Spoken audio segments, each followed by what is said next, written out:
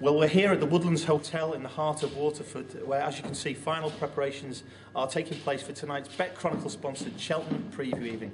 It's a very important evening with a star-studded cast in attendance and, frankly, the best panel you will find anywhere in the UK and Ireland ahead of any Cheltenham Preview event. It's an important event as well, which benefits the Friends of St Patrick's Hospital and St Vincent de Paul, both important charities to Bet Chronicle, and I'm sure you'll agree, we're looking forward to a really splendid evening. Well, we're just an hour or two away now from the beginning of the Bet Chronicle sponsored Cheltenham Preview evening here in Waterford, and of course we've got all the main panellists that we're going to interview and get their main fancies for the Cheltenham Festival. Chaired by Brian Gleeson of RTE, it should be a splendid evening, and we're certainly going to hope to point you in the right direction.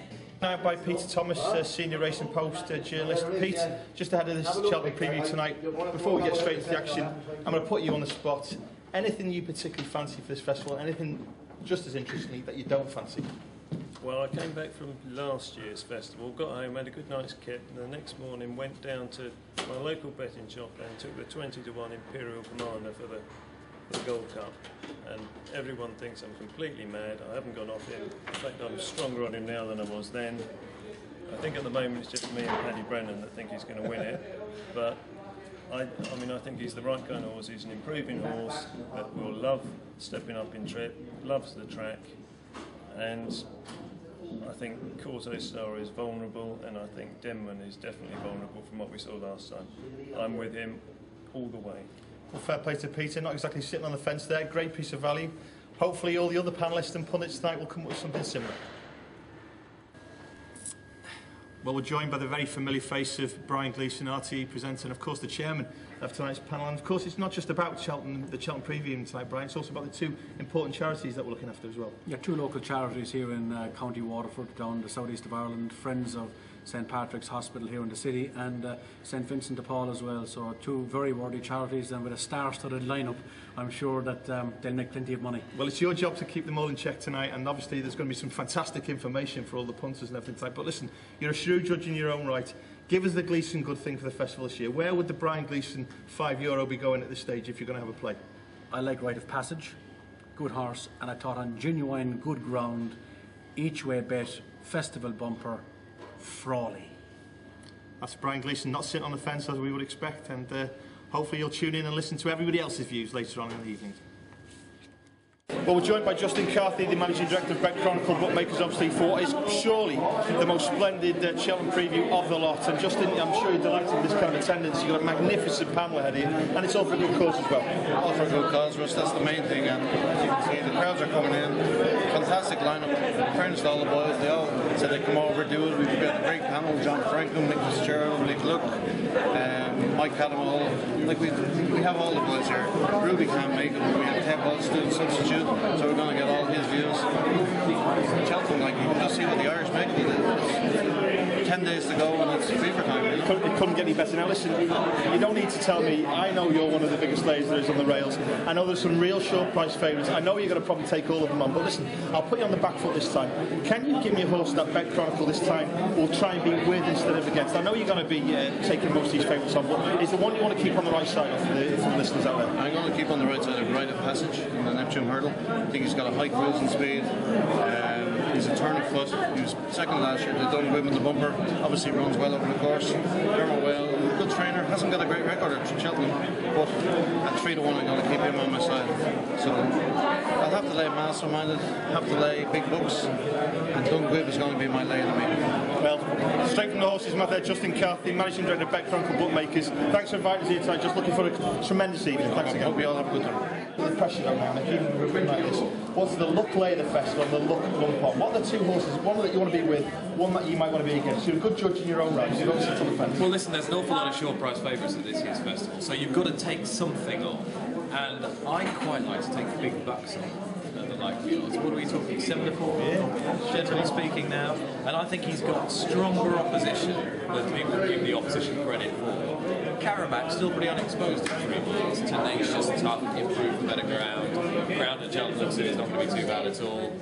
A couple of weeks away, sure, but it's drying out all the time. Tidal Bay, a horse with a not dissimilar profile to Big Bucks insofar as that he's not the best jumper of fences, but his record at Cheltenham is the closest scrutiny. He's 15 length after winner, unlucky second in the Valley, winner there in the Cleeve Hurdle last time. The parallels are quite striking. Could they be head at jaunty angle, staring at each other up the running? I think Tidal Bay's a great bet each way, and as such, with him and Karabakh in the race, one or two other improvers possibly time to improve. I think Big Bucks has got more on his plate than the market gives him credit for all that he's a great one. Well, that's a pretty original lay in fairness. And what about one that you think you're quite going to be with? But, I mean, I know you look at the big prices of handicaps. I know there's things that you take a different perspective at than most people do. Anything that you can maybe point us in the right direction of now, just a few weeks? Well, the handicaps, I think you need to wait till the meeting itself, because at the moment everything's stacking up roughly at the same price bracket. If you do fancy one, if it's sitting there at 14 to 1 now, the vagaries of the market, the way the exchanges work, it could be 20 to 1 by the time the tapes go on. As far as the championship races are concerned, Supreme Novices there's a couple of interesting offers around surrounding them. It would be very churlish to detract from him. He's clearly a superstar. But Get Me Out of Here is a hell of a good horse in his own right. To go into a Toast Sport Trophy, one of the best handicaps in Europe, unbeaten, win that comfortably, mistake at the last, power away from a well handicapped horse, miles back to the third, who was also in form. He's got to be a stocking each way bet, whatever. And if you can get on without ducking it, then so much the better. That's in the Supreme Novices, the curtain raiser, and Tel Massini in the 3 mile novices hurdle, Tom George. If he was running in the 2.5 mile race, which is a better race, I'd still fancy him. He's got course form, he stays well, he's run at the trip crucially, and I think he's a horse with plenty in his favour. George's horses weren't running very well in the early part of the year. A couple of horses ran really well at Kempton the other day. It seems that the yard is turning the corner, and he'd be one to be very interesting. So we're here with Mike Catterman, one of the smoothest presenters there is on Racing on TV. Channel 4 presenters, you'll be there all week, no doubt, Mike. Now, absolutely, Russ. But no Channel 4 stuff. It's Alistair's regime. Oh, right, okay. Mr. Cheltenham. And I'll be calling the horses home on the track, which I can't wait to do so. Well, it's going to be a fantastic week. This is a huge Cheltenham preview you've got here tonight. There's a rabid crowd out there waiting for your information. But listen, just for the sake of our listeners and viewers here now, you're a shrewd judge in your own right. Give me one horse that you really fancy this week, next week at Cheltenham. One horse that we can get our teeth stuck into. All right, one that's not too short a price. Champion Hurdle, Solwit. I just think that he's got all the weapons in his armoury to take all the beating. The only thing it doesn't have is course experience, which Go Native has. But I do think that Go Native's run is only limited to, say, 150 yards. I think Solwit is a grinder, and I think we always need a grinder to win the Champion Hurdle. He's got the form in the book. Davy Russell, Charles Burns, the yard is going places, and for me, he'll take the run. Well, the crowd's waiting for your information. Thanks for that, Mike. Appreciate it. Great night as well. Cheers. Thank you. Hey, we're here at the Bet Chronicle Cheltenham Preview, and joined here by the very familiar face now of Tom Siegel, obviously the price-wise judge himself. Tom, well done for coming over to Ireland. It's obviously a tremendous evening, this, and a rabid audience waiting for your views. I can't wait. It's going to be good fun, isn't it? It's good fun. I've got a great panel. I can't wait to. It's definitely the best panel I've seen. Now listen, I'm not going to put you on the spot. Obviously, you've got a fantastically well-famous reputation, really, for tipping up big price winners. But I'm going to put you on the other side of the fence at the moment. Anything that you quite fancy laying at this festival? Anything that you as Tom Siegel, the judge that you are, don't fancy at the festival this year at the moment? I don't fancy quite a few, but the one I would lay at this stage would probably be Punches. I've got nothing against the horse. I just was a little bit concerned by his jumping at Sandown the other day. And I think that long run's an absolutely special one. So Punches Town should be the one. Well, it's a bold call, and we'd expect nothing less. So appreciate that, Tom. Listen, go enjoy the evening. It should be a tremendous night. Fantastic. Well, that's the end of a fascinating night of banter and discussion here at the Bet Chronicle Cheltenham Preview Evening. I'm sure you will all agree that we've canvassed the opinion of all of the experts here in attendance tonight, and hopefully you've come away with 1 or 2 pointers ahead of the festival. Remember, you can bet with Justin and his team along the rails at Cheltenham throughout the 4 days, and also follow his prices at betchronicle.com. And remember, for all of the exchange action throughout the festival, just visit BetDAC. It should be a fantastic festival, and we're certainly looking forward to it.